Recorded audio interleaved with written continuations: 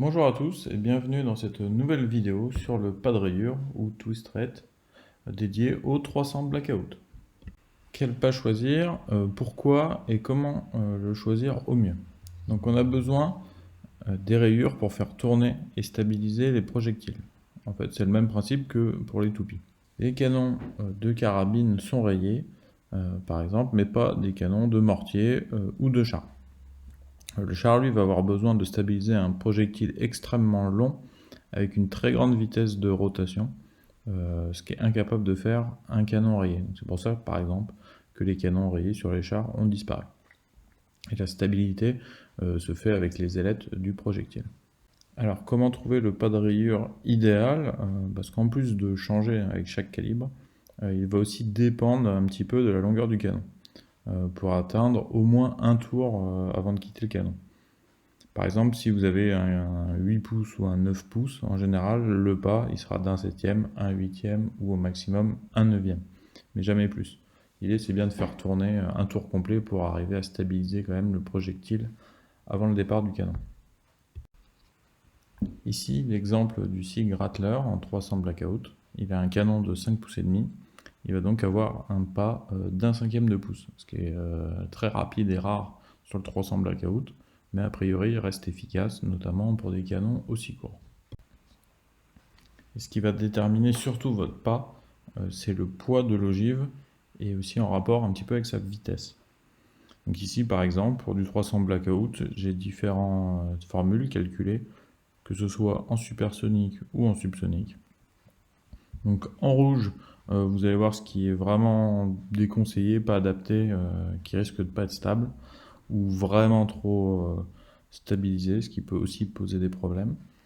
En bleu, c'est parfait, ce sont les recommandations sur le calcul. En général, il faut être entre 1,5 jusqu'à 3, ça va.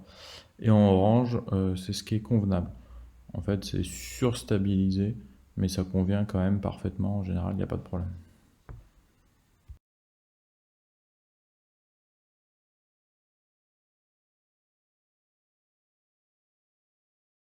Dans certains cas, assez rares quand même, des fabricants de canons aux États-Unis ont eu des problèmes en 1 huitième de pouce avec des ogives lourdes, enfin vraiment lourdes, donc là en subsonique, au-delà de 200 grains, ou plutôt 220 grains et plus.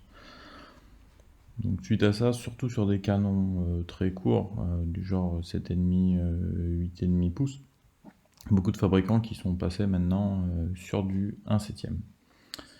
En tout cas, sur des canons en 1/7, j'ai jamais vu de problème ou entendu de problème de stabilité là-dessus, que ce soit sur des ogives lourdes, du coup, là c'est vraiment fait pour, ou même sur des ogives légères.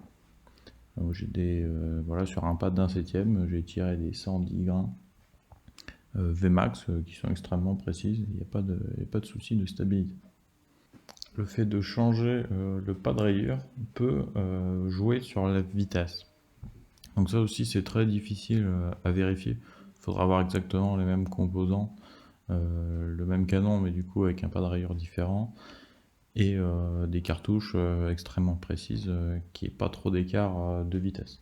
Donc c'est vraiment difficile. Là on voit sur un exemple qui a été pris sur du 308 Winchester.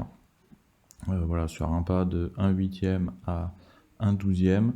On a des écarts de vitesse, mais voilà, c'est très faible et en plus, j'allais dire, ça peut venir plus de la cartouche que du pas de rayure. Des pas plus lents, donc pour le 300 Blackout par exemple, 1 huitième sera peut-être un petit peu plus rapide qu'un pas d'un septième. Un autre point important, pas évident à mesurer, mais cette fois un petit peu plus visuel quand même, c'est cette différence de pas de rayure va entraîner plus ou moins de rotation et de force exercée sur votre ogive. Et là par contre ça peut avoir un réel impact sur l'énergie terminale, et ça on peut le voir par exemple sur des blocs de gel balistique.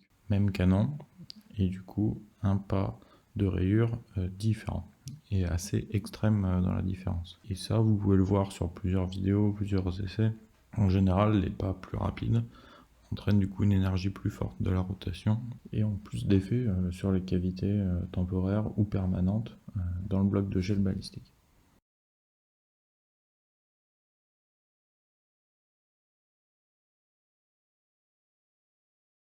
Vous pouvez calculer à l'avance avant d'acheter une arme ou un canon le pas idéal en fonction des ogives que vous allez tirer.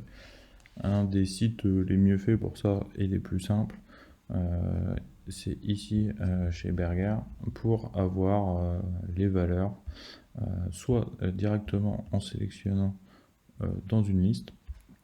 Donc là, si on reste sur du calibre 30, par exemple, on peut utiliser directement les ogives de chez eux ou ajuster à la main, ça peut aider. Et en plus, l'avantage, c'est qu'on peut changer les unités. Donc ça, c'est pratique. Pour ceux qui utilisent le système métrique, c'est quand même bien plus simple. Donc avec ça, vous allez pouvoir calculer du coup la stabilité de votre projectile en fonction de sa vitesse, de votre canon, du pas de rayure. Et vous allez avoir une fourchette, du coup instable, stable ou voire éventuellement un petit peu trop stable. Eux, c'est rare qu'ils expriment ça comme ça. En tout cas, ça vous donne une bonne idée si vous voulez calculer. Et si jamais vous hésitez vraiment encore après ça entre deux pas de rayure, je vous conseillerais de prendre toujours le plus rapide, donc par exemple un septième plutôt qu'un huitième sur le 300 blackout. Parce qu'à l'avenir, on va tirer de plus en plus de projectiles monolithiques, par exemple tout cuivre, comme ici chez Barnes.